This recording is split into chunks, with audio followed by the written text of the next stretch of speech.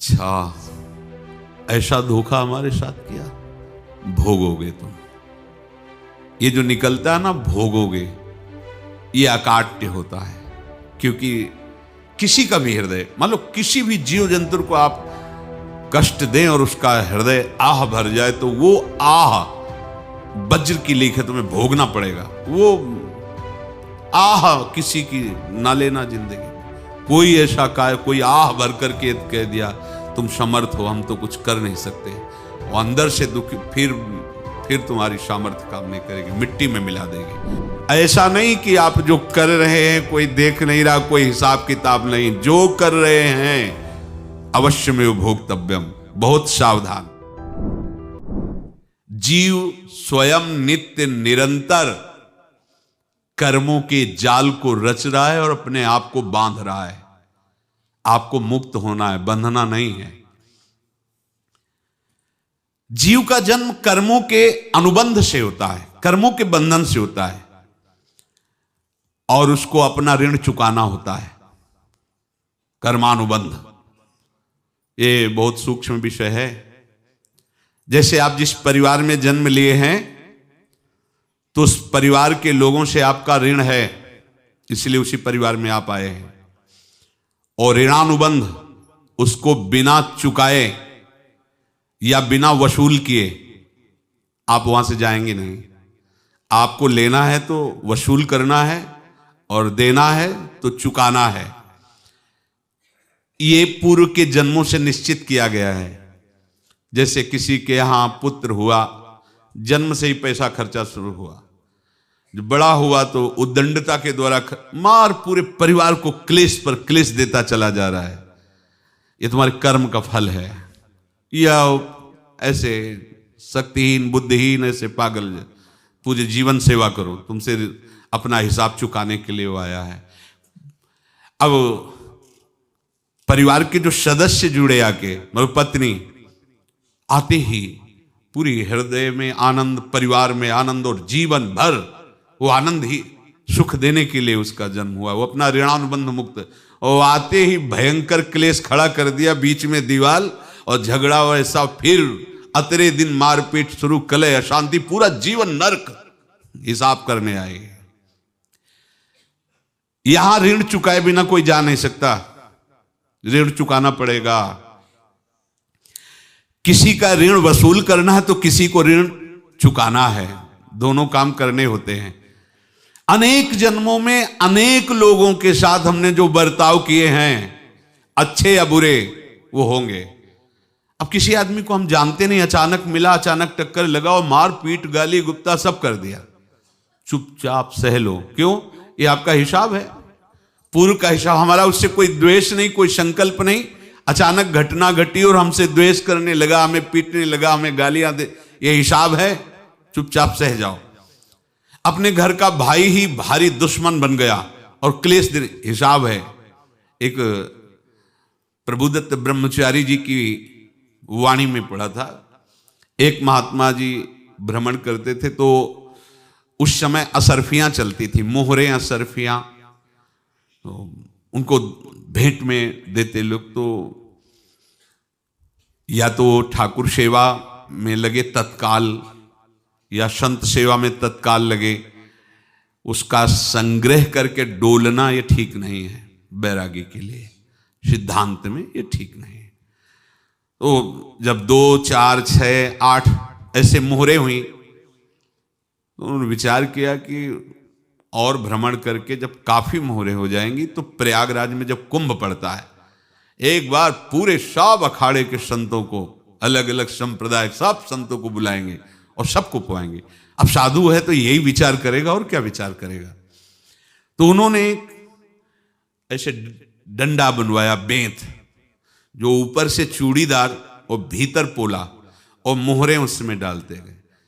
और भ्रमण, जहां जहां श्रद्धालु भगत थे सबके यहां जाना और इच्छा रखना कि एक मोहर तो दे दे दक्षिणा में।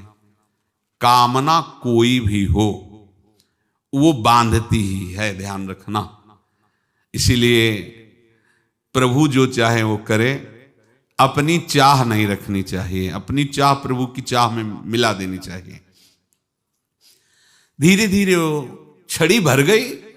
भ्रमण करने वाले महात्मा चूड़ी लगाई, इंतजार करते रहे। जब प्रयाग का कुंभ पड़ा तो चले। तो रास्ते में एक गांव में पूछा जाता है, जैसे कहीं रुको कि कोई श्रद्धालु ऐसा है जो संत सेवी है। तो कुछ लोगों ने बताया, हाँ एक परिवार है बहुत संत सेवी है और आपको मिलाते हैं उनसे।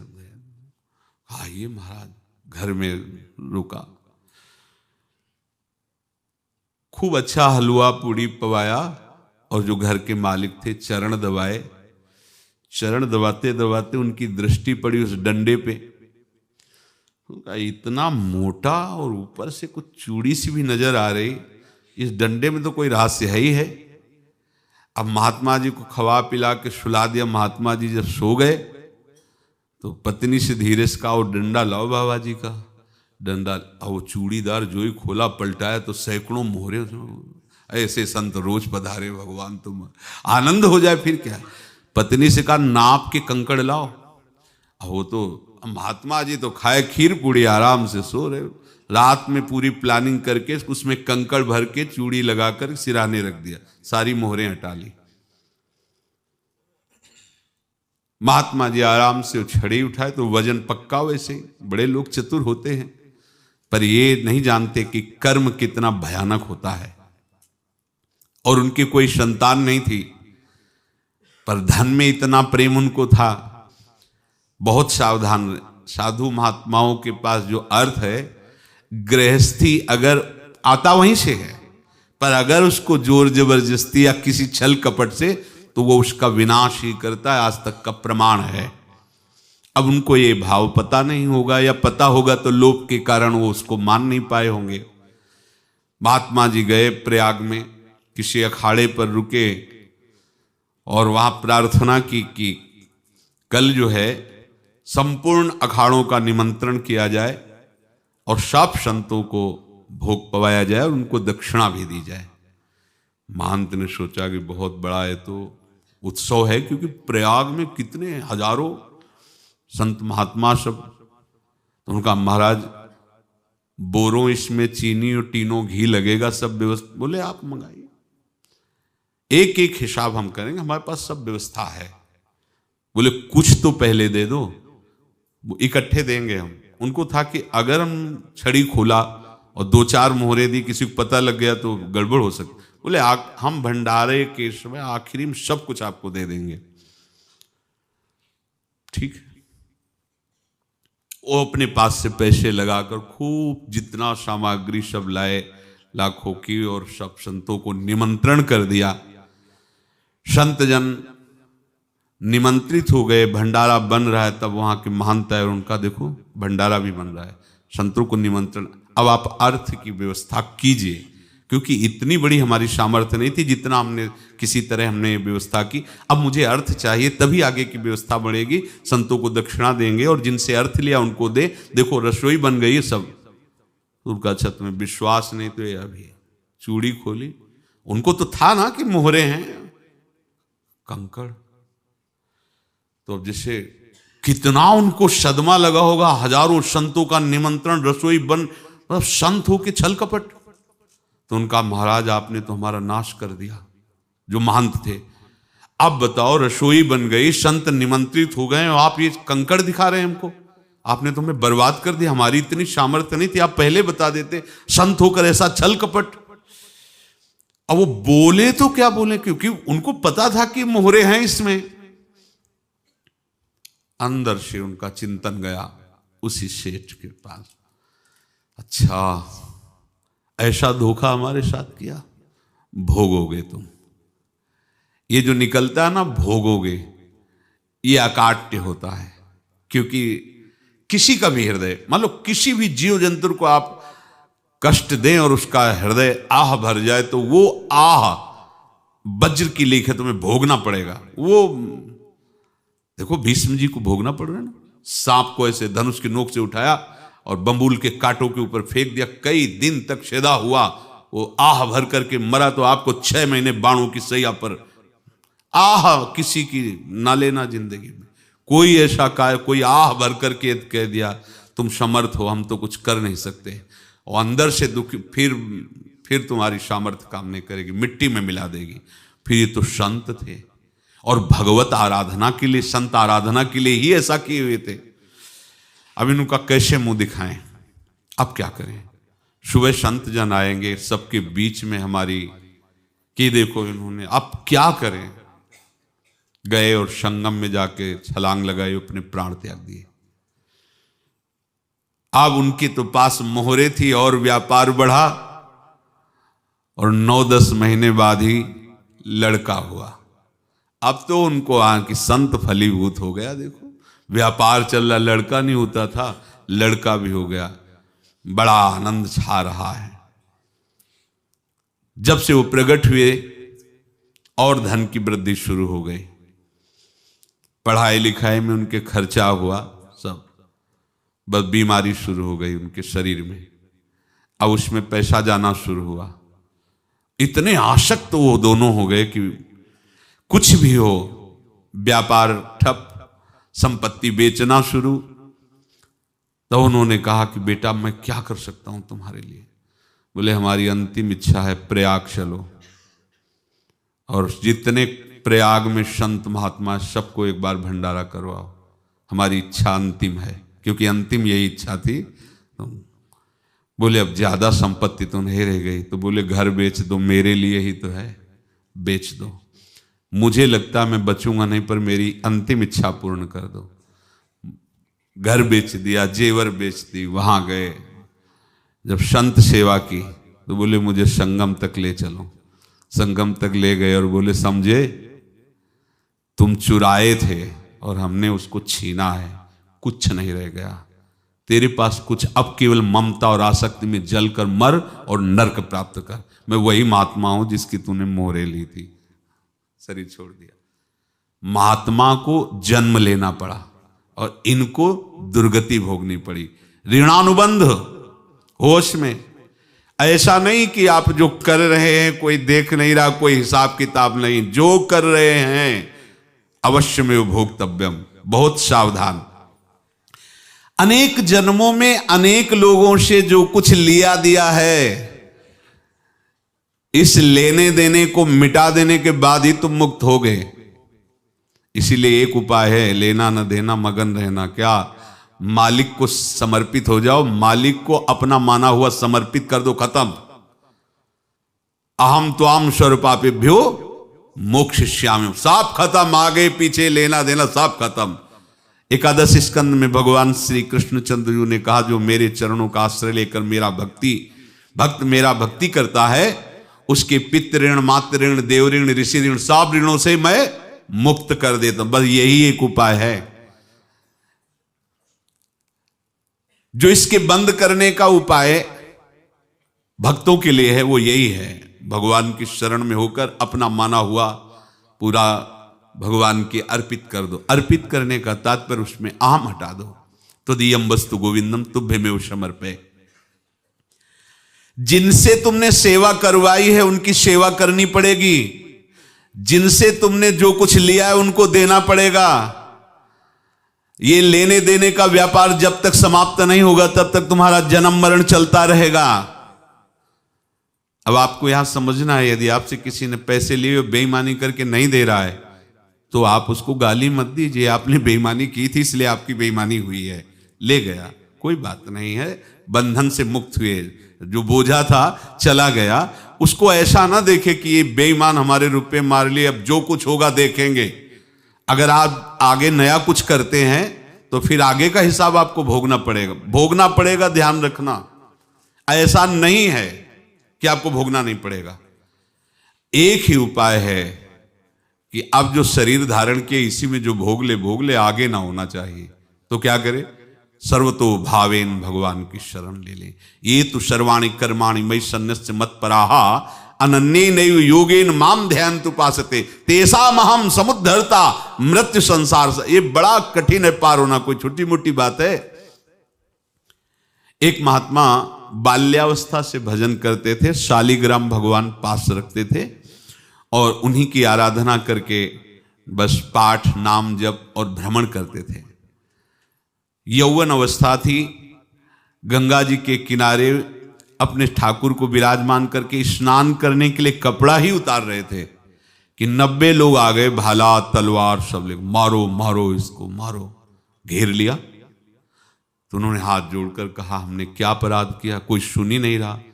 तो उन्होंने कहा मार तो डालोगे ही आप 90 लोग, हम कोई अस्त्र शस्त्र तो लिए नहीं, एक बार हमें गंगा में डुबकी लगा देने दो और अपने ठाकुर को स्नान करा देने दो, फिर इसके बाद आप मार देना।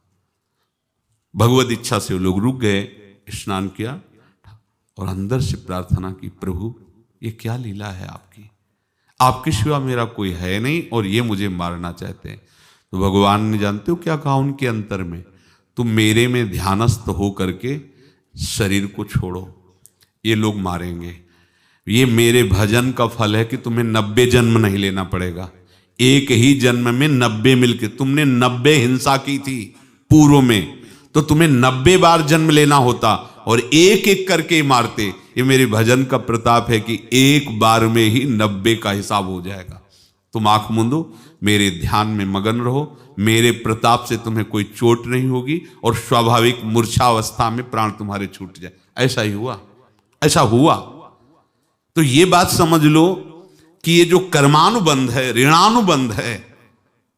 आप देखो, अगर शाप महात्माओं ने दिया कि तुम्हारे वंश का इससे विनाश होगा, तो भगवान भी परम धाम जा रहे तो उसी कील से, बाण की नोक में जो मछली लील गई थी छोटा कण, उसी से की नोक बनाई और उसी नोक को प्रहार किया, भगवान के श्री चरण में वही बाण की नोक लगी और भगवान ने स्वीकार किया ना। भगवान का बड़ा लीला विचित्र है। अगर छुप करके उधर रामावतार में बात, तो इधर ऐसे स्वीकार किया है भगवान ने। ऐसा कहीं नहीं दिखाया कि मैं भगवान हूं तो मैं अपने लिए, ऐसा नहीं दिखाया। नारद जी का हित किया पर नारद जी ने शाप दिया तो भगवान ने स्वीकार किया। बंदरों ने ही सहायता की, जैसा बोले थे वैसा। ये लीला इस शरीर में भोगनी पड़ेगी। हाँ, ज्यादा को कम में भुगता देंगे, पर अब अगला शरीर ना मिले, इसके लिए सर्वतो भावेन भगवान के आश्रित हो जाए। जैसे आपने दुकान फैला रखी है तो उसमें दो काम होते हैं, लेना और देना। किसी को उधार दिया है तो हमें उससे लेना है, और कोई नगद देकर सामान ले रहा है तो उसे सामान देना है, या उधार लिया है तो हमें उधार देना है। अब अगर दुकान बंद करनी है तो तुम्हें देने वालों पर जोर देना है, लेने वालों पर जोर नहीं। लेने वाला तो जाओ हम क्षमा किया, समर्पित किया, हमारा कोई संबंध नहीं, खत्म हो जाए, वो खुशी हो जाएगा। लेकिन देने वाला तुम अगर दुकान भी उठा दोगे तो जहां भी रहोगे तुम्हारे पास वो आएगा, लाइए हमारा। तो देने पर नजर रखिए, जिसका जिसका हिसाब है वो आपके सामने आता जाए, हटाते जाओ। लेने पर नजर मत रखिए और दुकान फौरन उठा दीजिए, नहीं अगर लेते देते रहे तो चलता रहेगा। आगे चलकर कुछ लेना न देना, मगन रहना बस अपने प्रभु के चिंतन में। अब हम कैसे जाने कि किसको क्या देना है, हमें क्या पता? तो हम पूरा हिसाब जिनको पता है उनको दे देते हैं, समझ रहे हो? उनको पता है क्या लेना है क्या देना है, तो इनके पास पहुंच गए या सरकारी हिसाब से सब बराबर कर देंगे। हमको अपनी जिम्मेवारी इनकी चरणों में समर्पित कर देना है, तभी हम जीवन मुक्त होंगे। ये रहस्य की बात है। प्रभु कह रहे हैं, यस्य सर्वे समारंभाः काम संकल्प वर्जिताः ज्ञानाग्नि दग्ध कर्माणं तमाहु पंडितम बुधाः। जिसके संपूर्ण कर्मों के आरंभ संकल्प और कामना से रहित हैं, तथा जिसके संपूर्ण कर्म ज्ञान रूपी अग्नि से जल गए हैं, उसको ज्ञानी जन भी पंडित कहते हैं, बुद्धिमान कहते हैं। पूज्य श्री भाई जी महाराज कह रहे हैं, जैसे वहां ज्ञानाग्नि से दग्न कह रहे हैं, तो अपने वृंदावन वासियों का प्रेमाग्नि से सब कर्म संस्कार दग्न होते हैं। जिस समय आपके हृदय में भगवत प्रेम का प्रादुर्भाव होगा तो लेश मात्र कभी तुम्हें दुख नहीं भोगना पड़ेगा। प्रेम का प्रादुर्भाव होते ही दुख का नाश हो जाता है। महासुख। जब प्रेम का प्रादुर्भाव होगा तो समस्त पाप भस्म हो जाते हैं, अशांति नष्ट हो जाती है, संसार ज्वाला स्पर्श भी नहीं कर सकती है। जब भगवत प्रेम का प्रादुर्भाव होता है तो हो सकता है उस उपासक के जीवन में दुखों का पहाड़ टूट पड़े, परिवार खिलाफ, शरीर रोगी, अव्यवस्था, बहुत बहुत कुछ, सब कुछ। कह रहे हैं इतना सब होने पर भी उसके हृदय में कोई भी दुख नहीं होता। ये ऐसा सामर्थ्यशाली भगवत प्रेम है। भगवान के चरणारविंद का जिसके हृदय में प्रेम है, भारी से भारी दुख भी उनको विचलित नहीं कर सकता।